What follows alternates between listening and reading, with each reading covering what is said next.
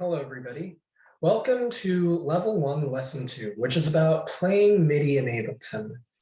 So in this lesson, our focus is going to be on playing MIDI notes within Ableton Live. In our last lesson, we covered what digital music is. And if you skipped the last lesson and you are unfamiliar about the concepts of digital music, I would suggest that you go to Level 1, Lesson 1 about what digital music is. Because that covers what we are going to learn with it. As we had covered in the last session, Ableton Live is the DAW or digital audio workstation that we are going to learn it from. And the most important thing before you continue on with this video is that you download the software. That's important because if you haven't downloaded the software, you can't really follow on with the lesson. You know how it goes. And so if you have not downloaded the software, you should pause this video and do that now, and we will continue on. So digital music is all about recording signals. You record these signals from keyboards, synthesizers, or even microphones. The way in which these things work is that basically, there are two different types of signals. There's one that is MIDI. MIDI stands for Musical Instrument Digital Interface. It sends digital signals upon the input of something like a computer keyboard, which then goes into Ableton. You can input the sounds of a grand piano, the drums, or even a flute through MIDI instruments in Ableton, as they all rely upon MIDI signals. Therefore, the idea is that everything is digitized. So you might be wondering, how does MIDI work in Ableton through, inputting all these signals? The way in which it works is that when you play a note on, say, a keyboard, that signal flows through the computer into Ableton. But you don't have to use a piano keyboard. You can create these signals and sounds simply by using your own computer keyboard. Basically, you don't even need anything fancy. Just whatever you're using right now can be used to create these signals and therefore play music. And so that is what we are going to learn today. So now I'm going to walk you through a method of, I'm going to walk you through how to set up the MIDI recording in Ableton Live. Today, I don't have my my second thing, my iPad, which allows me to circle things. So bear with me here. I can re-record this. I might re-record this lesson later with the iPad so I can circle things in case that makes it easier. Here's how we're going to start. We are going to start by playing a simple melody with a grand piano. So the first thing that you should do is you should go to the instrument rack section of Ableton. So you go to instruments, instrument rack, and then I want you to actually search up grand piano. It'll be in the instrument rack under piano and keys. Just click that. Just double click grand piano, or any of them really, but something that will allow it to load. So there, now you can see that it is loaded in Ableton Live, because we see here that it says grand piano. And the next thing that you should note is the arm button. So the arm button is this button that I'm clicking here that is red when I turn it on. This allows me to play the digital instrument like so. I realize that there's no sound coming out. I think I need to switch this to my other audio interface. I'm going to switch this out of my audio interface and back to my speaker. You should be able to hear sound coming out of that. And the idea from there is that you want to be able to, so you have to know how that works. So that's the arm button. That allows this to be played. Another button that is important to note is the key button here. So this keyboard symbol here. You have to have this on, otherwise you cannot play notes in Ableton Live. So now I'm going to walk you through how to play a simple thing in the session view.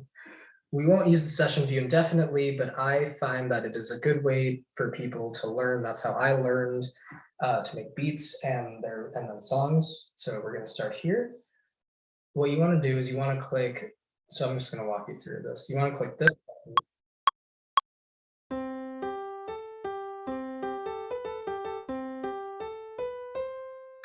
And then you want to hit the space bar when you are done with your recording. I'm going to walk you through this one more time. So click one of these circles.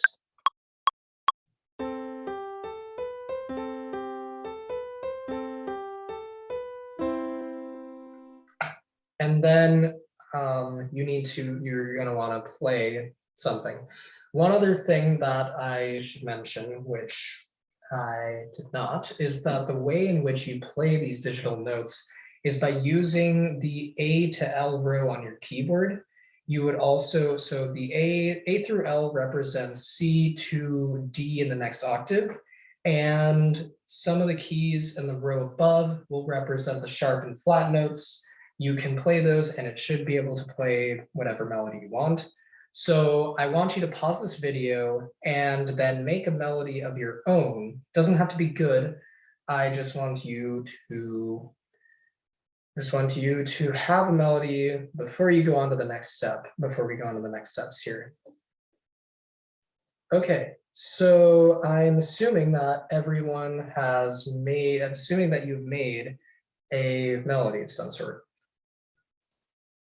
Now I want you to use the metronome, and I will explain how that works. Now that you've made a melody, what I want you to do is turn on the metronome, which you would do by clicking this button here.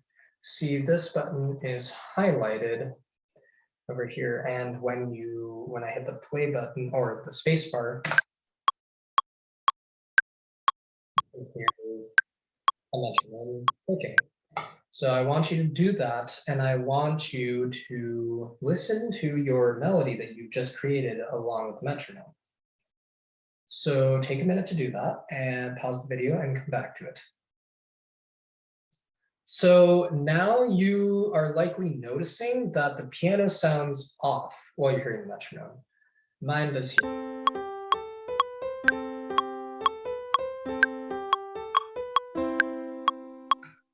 And that's part of the demonstration. So this is because, so the reason why it sounds off is because we need to use something called quantization to get things to be more on beat. And so you might be wondering, what is quantization? So quantization is a tool that moves your notes. So Midi quantization is a tool that moves your notes so that they are playing on time with the tempo you set. When you quantize notes, they're more likely to sound on beat or on tempo rather than not. And so the other thing to note here is that quantization doesn't usually mean much with just one progression, one note progression. It means more with multiple note progressions. So I'm going to walk you through how the two methods of using quantization here. So one method is doing it. Basically, you can do it after you have written something.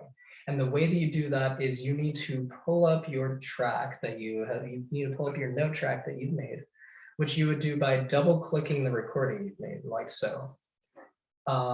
Then you'll want to click Control A or Command A if you are using a Mac, and all your notes should be selected. So again, you're going to want to, so I didn't explain this completely before. You'll want to, so you see where all these notes are, you're going to want to click here so you can see this line tick. It's just showing where you are in the measure, like in the set of bars. You will then want to hit Control or Command A, selecting all. Then you'll want to right click or do the equivalent to that on a Mac. So that way it comes up with this menu. Then you're going to want to hit Quantize, and the note should move slightly.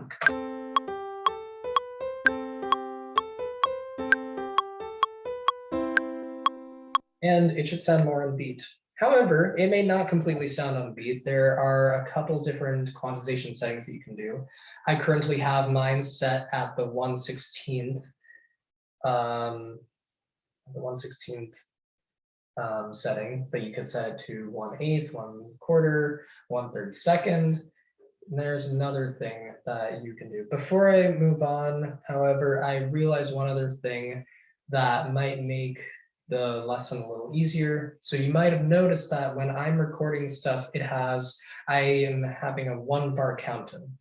So the way that you would want to do this, if you want a 1-bar count in, before I go on to the other part of quantization, is that you should go to the menu that says record, warp, launch.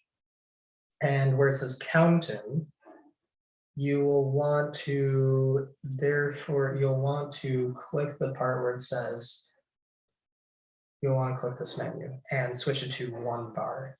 Yours is probably going to say none. So just switch it to 1 bar or more if you'd like. That's just something I have as a personal preference, and I find that it's easier for a lot of people to work with. And so now I'll go into the second mode of quantization, which is recording it. So I'm just going to walk you through this very quickly. You'll want to go to the edit menu, record quantization, and I want you to select 8th note quantization. Then I want you to record a melody again, using the same method I showed you, and try going through this once again and see how it sounds. I want you to pause the video and come back to it once you're done. So you'll most likely notice that recording quantization means that everything sounds on beat. And that is definitely true. However, quantization, like I said earlier, it doesn't mean much with just one progression. So I'm going to show you now how to make another progression. It's pretty easy. So the first thing you'll want to do is duplicate your track. There are a few ways to do this. The easiest way is a shortcut, which is you need to click your track here and highlight it. So basically it should look like this. And then hit Control-D or Command-D if you're using a Mac. Then what should happen is you should have another grand piano track. The next thing that you should do is, if you want the track to sound different, if you want to make a new track that sounds like an accompanying track, you should raise or lower your octave. The way you raise your octave when you're recording MIDI is you press X. The way you lower your octave is you press Z. And you'll notice in the bottom left-hand corner, if you do this, then it'll say computer keyboard, your current octave is C5 to D6, C4 to D5, I'm decreasing it, C3 to D4, vice versa. So just select something that is not C3 to D4 and try recording something else. I'll demonstrate real quick. And I did not do an auto quantization, so this is an auto quantization here.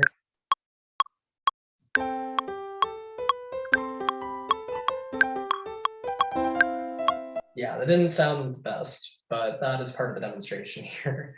So I want you to try doing something like that and maybe make more than one, make more than one progression, make as many as you'd like, and then come back to the video once you are done.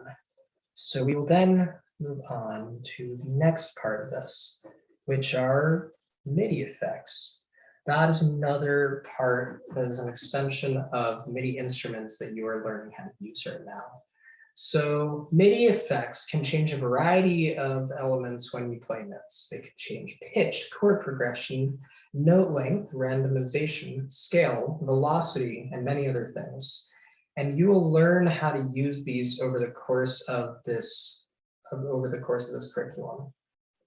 However, at this moment, this is just something to think about. If you want to experiment with them, feel free to go ahead.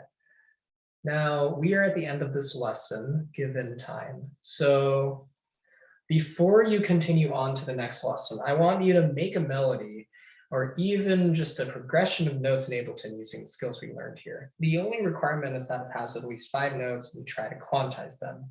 And you shouldn't need to use piano sound. You can use any sound you want, and it should be something new that you make that you can show at the next lesson. I do not know why it says tomorrow. It should say, okay, you can sort of present You need to be able to have something to talk about, or sorry, I meant you need to have something that you can use as a template for the next lesson. Thank you.